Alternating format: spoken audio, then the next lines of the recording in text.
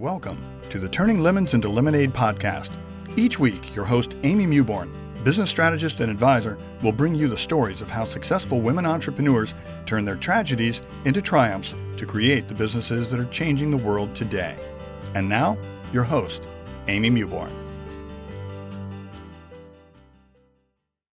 Victoria Mary Clark is an Irish holistic media coach with 25 years as a journalist and broadcaster with media including The Guardian, Sunday Times, Paris Vogue, Marie Claire, Grazia, and Sunday Independent. She presents 2 weekly radio shows and is the author of 2 best-selling books, A Drink with Shane McGowan and Angel in Disguise, which is endorsed by Kate Moss. This book is brilliant.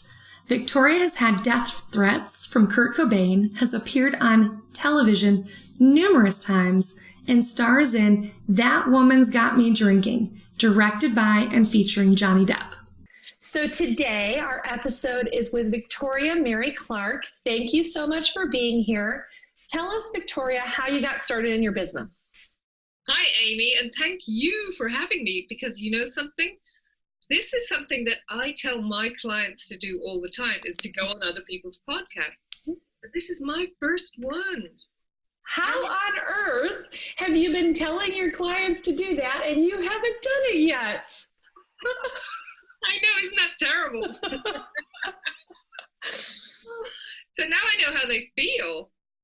So it's funny that you say that, because I had just been recording, and I was recording with someone from Impacting Millions, one of Selena Sue's programs. And I'm from that. Okay. And so the conversation was that when I first joined her program 3 years ago, this is my 3rd year in her program, I went out and did a bunch of podcast interviews as a guest. And that was kind of what prompted me to want to do this and launch one myself, was that I found that I really got to connect with so many amazing people that I wouldn't have otherwise. Yeah. And, you know, I always say that as an entrepreneur, I don't know if you feel this way, but I often feel like things are a little lonely. I spend so much time behind my computer that I don't get to talk to enough people. And so I feel like by doing this, I actually get to sit and see you face to face. And it's one of the reasons that we record everything via video too, is I feel like the communication and conversation is way different when I'm looking at you and you're sitting in a cozy little chair at home, you know, because we've just determined it's 8 o'clock where Victoria is in the evening, and it's noon for me today. So, you know, I love the interaction of getting to just chat with people about their lives. Yeah. I mean, I started as a journalist. I've been a journalist for 25 years, 26 years. And I did that because I felt a need to meet different people, not just the same people every day. So, you know, you go in your office, you meet the same people, but I wanted to meet new people all the time. Yeah. 3 or 4 times a week, I would interview different people. And it got me an opportunity, which I suppose not many people get, to meet like really famous people, and then also just ordinary people who've got amazing stories. You know, people who've had incredible health issues. I remember one of my favorite people was this woman who was blind, and she had met her husband in a basket weaving class, and he had sent her a note in Braille, but it wasn't addressed to her, it was addressed to someone else, asking for a date. He answered it. And he was like, I didn't ask you, I asked that other one. Oh no. So was it a basket weaving class for a bunch of blind people? They're all blind. Okay. She and her husband are both blind.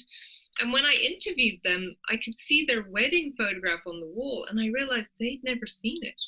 It was just so moving. And it was so interesting, because you know how so many of us put ourselves under pressure to look good. Otherwise, we won't meet a man. We won't meet the love of our life. We don't look good.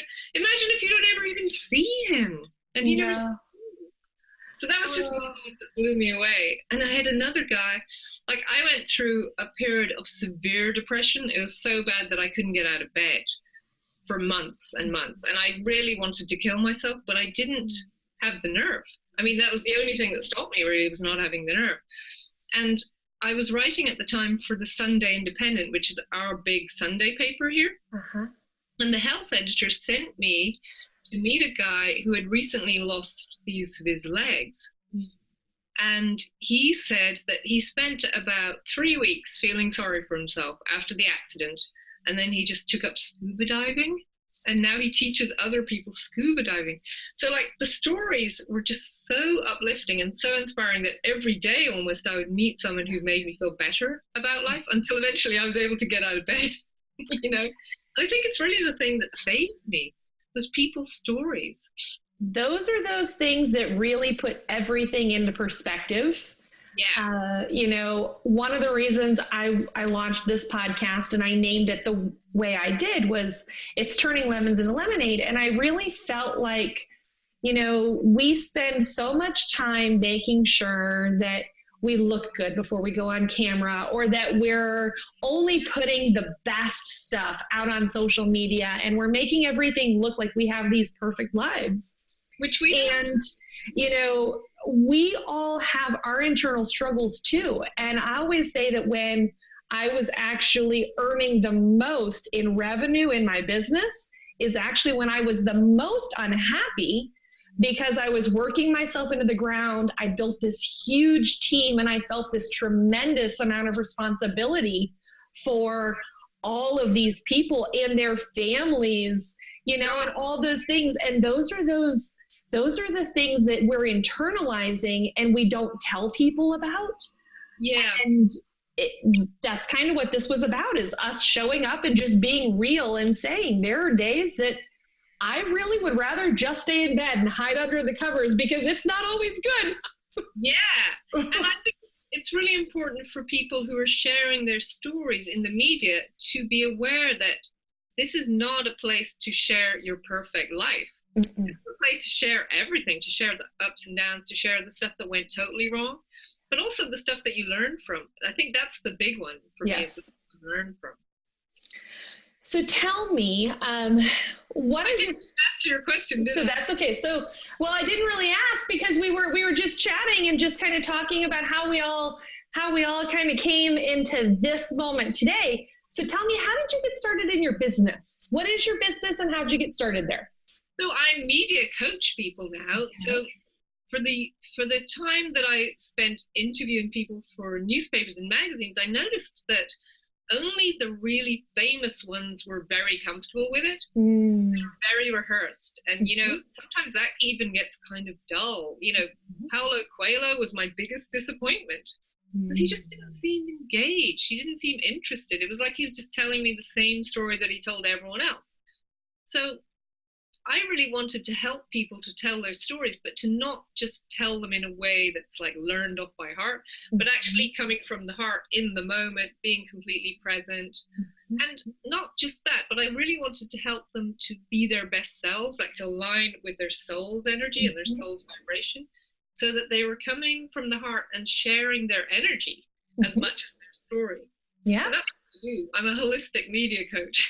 Love that. I think it's so important that when we're showing up, that we're telling our stories and helping people feel like they were there, you know, because otherwise I think your stories end up sometimes coming across kind of flat if you don't take the time to really set up the story and help someone feel like they get it.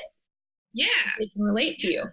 And the other main thing that I help with is the confidence, because so many of them are terrified to not be slick, you know, to not be really polished. And most of them seem to think they're not good enough to be here. And that's the big one, is, you know, not being good enough. Yes. So it's helping them to get the confidence, helping them to feel that they've got something valuable and that people actually want it. You know, like, people at Vogue are sitting there waiting for stories. They're not going to buff you away. You know, I've been a journalist. I know I'm always looking for stories. So I think it's important for people to understand that they're not doing us a favor when we interview them. They're just sharing something that we need as much as they need. And the media needs you as much as the media. So it's a win-win. that in itself, I think maybe one of the big nuggets that comes out of this interview today is that I always describe, I have a coach, his name's Todd Herman, and he's in New York, and he comes across as this very gruff guy sometimes. You know, he's very polished and very just really seems to have all of his stuff together. And he does. But one of the things I love about him is that he's really good about trying to help us all realize that so much of the stuff that's going on in our heads is just stuff. It's not real. You know, he has two things that he talks a lot about. One is the imposter syndrome, and then one is like your alter ego effect. And his thing is, you know, that we're all often very afraid to put ourselves out there because we're like, well, who am I to tell my story? Or who wants to hear from me? Why am I valuable?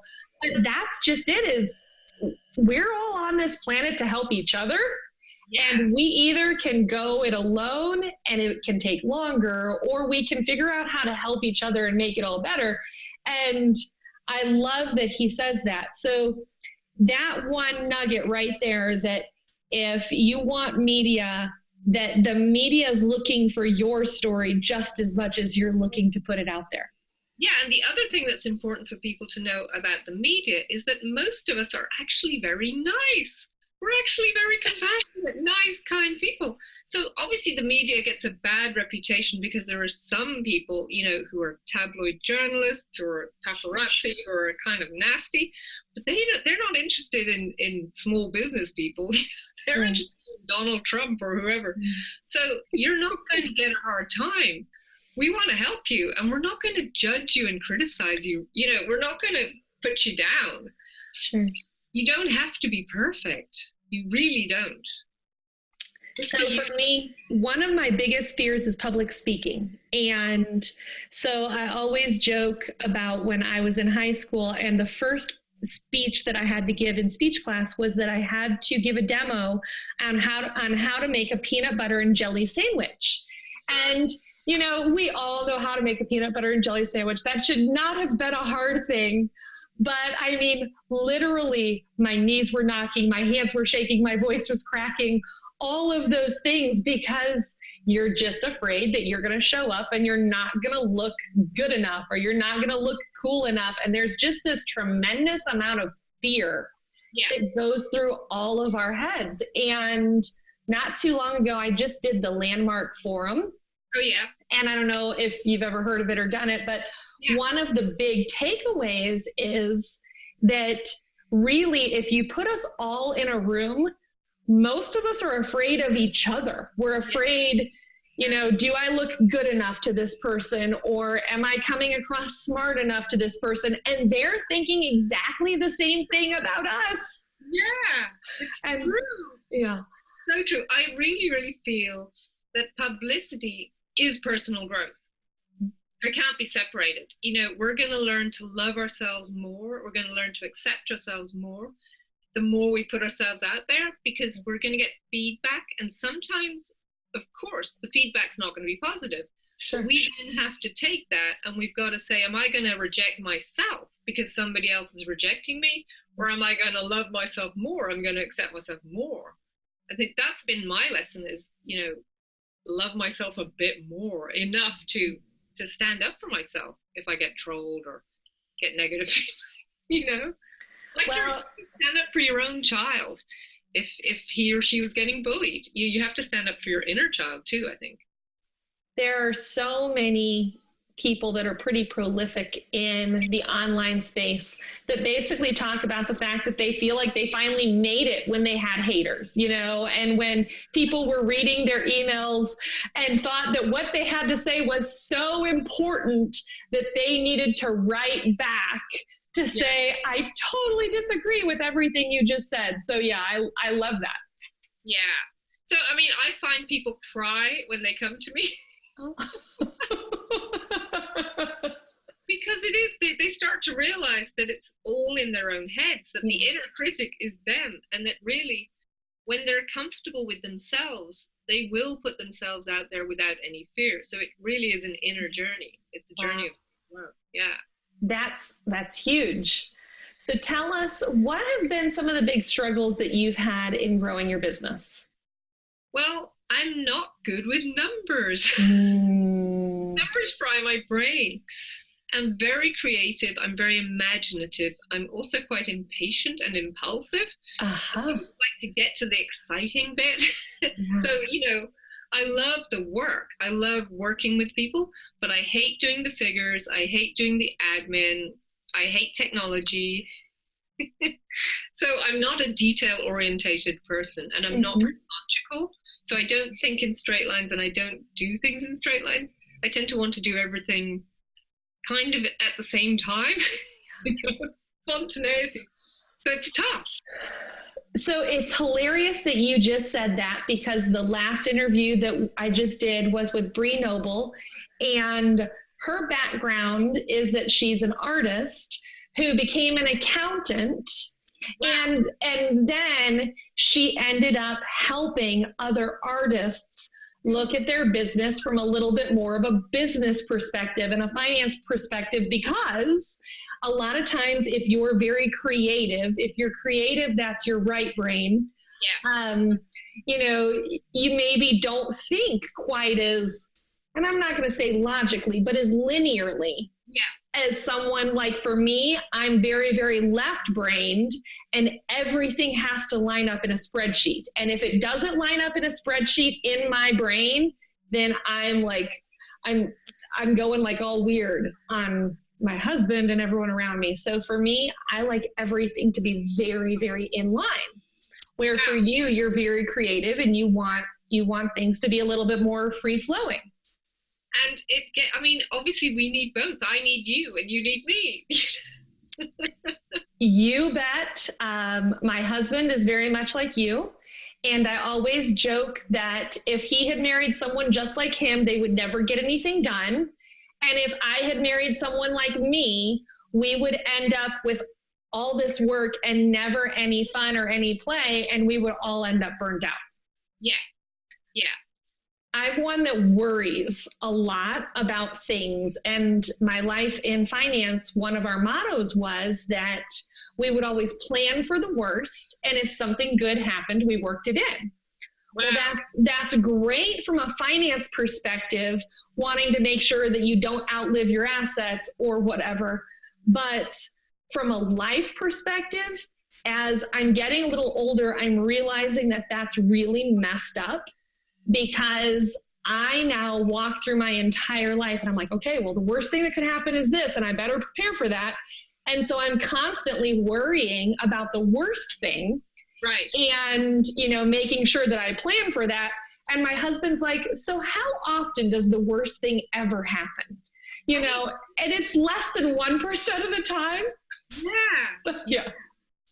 Yeah. And I suppose I've always been really, really into the law of attraction. Uh-huh. So I love the idea of just focusing on the best possible outcome for everyone all the time. Every single day I think, what could be good about this? How could this work? And I imagine it working. And I say to people, imagine that you can send out love to everyone you can ever help. And then send out love to all the media who can help you. And just see what comes back. And just see if your intuition starts telling you who to call and what to do and maybe what to blog and all that. Obviously that's not very linear or logical, but it seems to have got me where I am, which I'm happy with.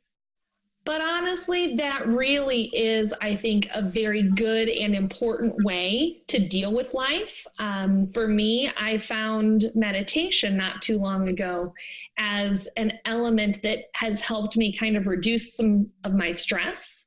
Yeah. And that has really, I think, opened up my eyes to just being present in the moment and looking for a lot of the positives instead of looking for the negatives. Because as soon as you start to see the positives versus looking for the negatives, all of a sudden everything looks completely different. Yes. And that's, I think, how people are like, I love Richard Branson. Mm-hmm. He's such an optimist. Yes. I'm always in awe of his optimism. he's had to get through all kinds of disasters in his business to get to where he is. It doesn't seem to stop him. He just seems to think, I can do it. It's an I can do it kind of thing. And you have to have that. Yeah. So tell us about the worst day you've ever had in your business. Well, actually, I think the worst day I ever had was in the business that I had previously, which was, I'm a yoga teacher as well. So I went on television to talk about my yoga retreat that I was going to do. And it was going to be an amazing detox retreat. It was going to be set on in a beautiful house beside a beach in the west of Ireland. It was absolutely gorgeous. And I got 300 people wanting to come, which was pretty good. And 20 of them were able to come. I mean, I couldn't take 300 people. So that was all great. But when I arrived at the venue, there was nobody there from the venue, and all of the windows had been left open, and it had been raining, and all the beds were wet, and the heating had been turned off. So there was no heating, and none of the food had arrived. So I was faced with, an empty building, which was freezing cold and damp, and no food. So I just ran away. I drove off to get the food. When I came back, all the clients were in the house. They'd got themselves in, but they were all really, really angry, and they were all like shouting at me, which was my worst nightmare. It was exactly like your idea. The worst thing that could happen is that. They shouted at me, and I just burst into tears, and I cried. And I said, I can't come, I want to go home. And they were so nice. They're just like, oh, okay, don't worry, it's not the end of the world. We'll make it work somehow. And we all just pulled together and made it work, because everybody really wanted it to be good. Yes. I would have been terrified of something like that. I would have thought I would get shot in a situation like that. And so it's great for me to know that human beings can be compassionate, and it's okay to not be perfect, and it's okay to be vulnerable. And, even though the worst did happen, it didn't end. It ended up with everyone saying how much they loved it and what a great time they had. It is amazing how when we show up and we're just real, how much more people can relate to us, how much more they appreciate us. And I think in business, one of the things that my husband and I often say, we dine out a lot. And, when you eat in a restaurant, things go wrong sometimes, and that's okay. You cannot expect that a business is going to get everything right all the time. But it's all about how that business shows up to the customer once something hasn't gone right. Do they do something to make it right? Do they apologize? Honestly, more than anything, sometimes you just want someone to say, I'm so sorry, I hear what you said. Yeah. As human beings, we want to be heard and we want to be understood. So for you, as soon as you showed up and you're like, I know it's not going like I wanted it to either, all of a sudden people are like, oh, she really has tried hard. So now what I would love to know, though, what happened with the venue? When you talked to the venue and you're like, what the heck? Well, they said, oh, sorry, like we hadn't realized, and nobody got around to turning on the heating, and they were just kind of like pretty casual about it.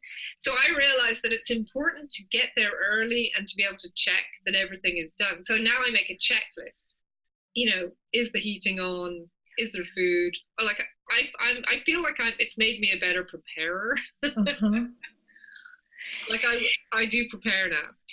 I have also found in business that when there's a breakdown in systems or communication, it's normally a series of things that break down. It's not one thing. And I ran multiple fitness studios at one time, and I tell about one day an instructor showed up late, the desk staff didn't show up.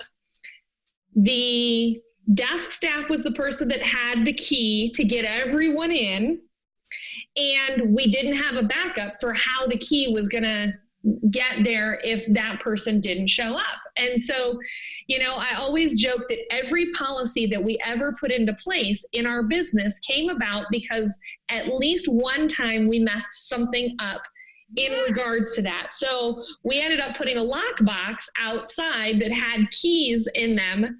So that way, if something happened and someone didn't show up, that there was at least a key that the backup would be able to access, and all those different things.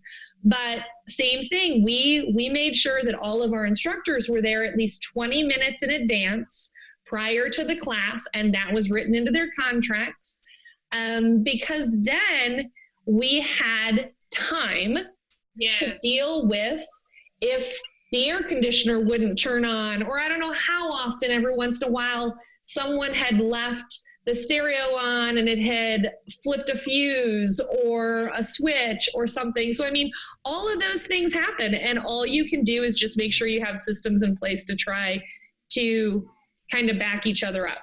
Yeah, it's true. You just do your best and you learn all the time. You improve all the time. Yeah. So tell me, did you ever run another event like that in the future? I did, and it worked out really well because I became almost vigilant. I love it. Like, I would spend 3 days preparing and making little checklists now for an event. And I'm doing an event on Wednesday, but I'm going to be there tomorrow night, making sure everything's perfect.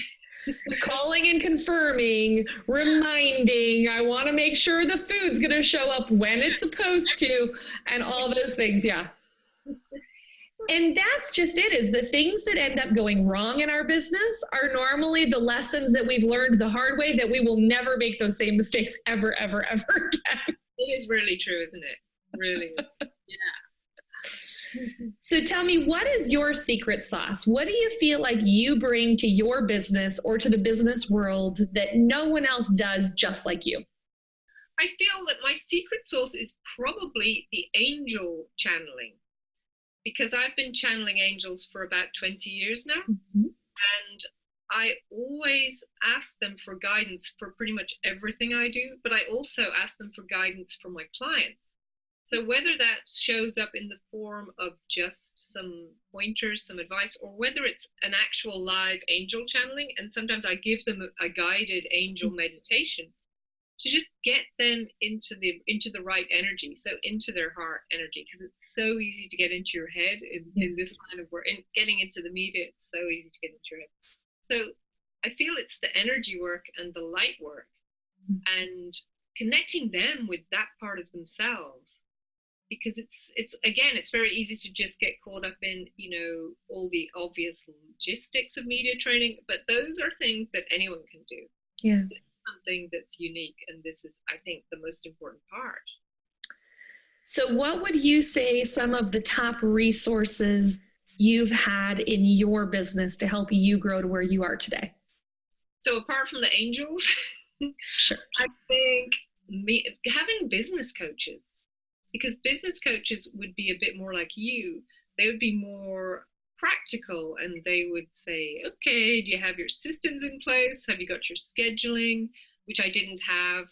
Have you got your just basic stuff like the website, writing the content, doing the blog posts, being consistent? All that stuff isn't really me, but having the business coach, I'm not saying it wasn't difficult, because it was very challenging, and I would get really frustrated and really annoyed with them, and I would hate them, not want to talk to them. That was not their goal, by the way. No. But gradually I came round to almost everything they've told me, and I'm now doing stuff that I've been told to do. Maybe a year ago, I'm actually catching up. But yeah, that was the main thing, was getting help from people who don't think like me. Because it would have been easy for me to get help from people who do think like me, and then I would agree with them and go, yeah, let's just have fun. I've had a business partnership like that, where I ran a singing telegram agency with a friend of mine who was also just really into having a lot of fun. So we used to just sit there reading magazines, and we'd go out for long lunches, and we'd go to parties and network. But we didn't really like doing the actual work. And again, stuff like adding up the money, too boring.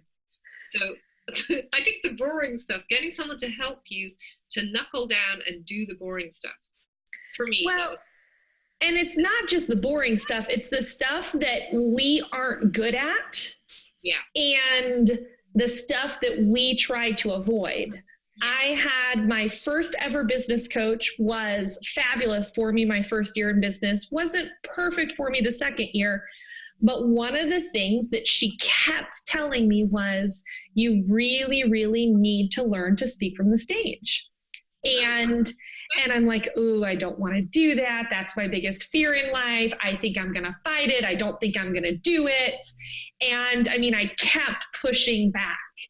And now I will tell you that I have found that that was one of my missing pieces. And when I instituted it in my business last year, it made a big difference. And now this year, I'm going to be doing speakers training specifically for that, because I knew that that was something that I needed. So for me, I'm going to find myself a coach specifically about speaking, because it's something that, it's not boring, but it's something that I know is not my natural proclivity.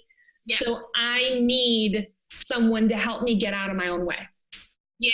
And I identify with you, because I did some speaking events where I would talk about what I do to rooms full of women. Mm-hmm. And at first I was so scared that I had to get hypnotized, and I had to have energy work on me. Yeah. And I had to have coaching just to even write the PowerPoint. So it was absolutely terrifying, but it was so worth it, because the people respond so well. And it's so nice to be in a room and to have smiling faces and have people come up to you afterwards and say, you really helped them. I think it's totally worth your while getting over it. Yes. Well, and it's such a good way to get out in front of your ideal clients more quickly. It's a really good way to build credibility and to build relationship, because again, people want to feel like you care, and they want to feel like they know you. Yeah, that was the main one for me, was people saying to me that they felt like they knew me. Yeah. And then I would meet them, and I'd only ever seen them on social media, and they're like, I know you, I recognize you, and it's just so lovely. Yeah, I love that. That's awesome. So tell me, what one piece of advice would you give a woman business owner looking to grow or scale her business to the next level? I think do what you're doing and do what I'm doing. Get outside your comfort zone, because you can stay in your comfort zone forever and things will tick along. But if you really want to grow, I think you have to embrace the stuff that you've been scared of. And I love it. Looks challenging. That's great advice. That's really great advice, because normally we're scared of the one thing that really might really propel us forward. Yeah. And sometimes we're actually afraid of the success, I know. So we kind of naturally sabotage ourselves or hold ourselves back. I mean, I know that if Oprah called and said, well, I want you on Super Soul Sunday, I'd be so scared. Sure. But I'd have to do it, but I really So tell me, where can our listeners find you? So victoriamaryclark.com is the website. I have a couple of freebies. I do have my 5 B's to being a media darling, which is a free book. And then I've also got a free call. So you can have a 30-minute call, because I think it's important to get chemistry with the people, especially for one-to-one work. And obviously, you can do a webinar and you don't know who's there. But for one-to-one work, I love to get to know them, and I want to know if I'm really the person for them, because I might refer them to somebody else if I feel that I'm not. I love that. I think that is kind of the ultimate in integrity, is us realizing that we can't serve everyone. We shouldn't serve everyone. Yeah. And that if there is a better fit, that we should pass it along. Yeah, absolutely. Well, thank you so much for your time. I really appreciate it. I know it's getting a little bit late there, so thank you. And we look forward to chatting with you again soon. Thank you, Amy.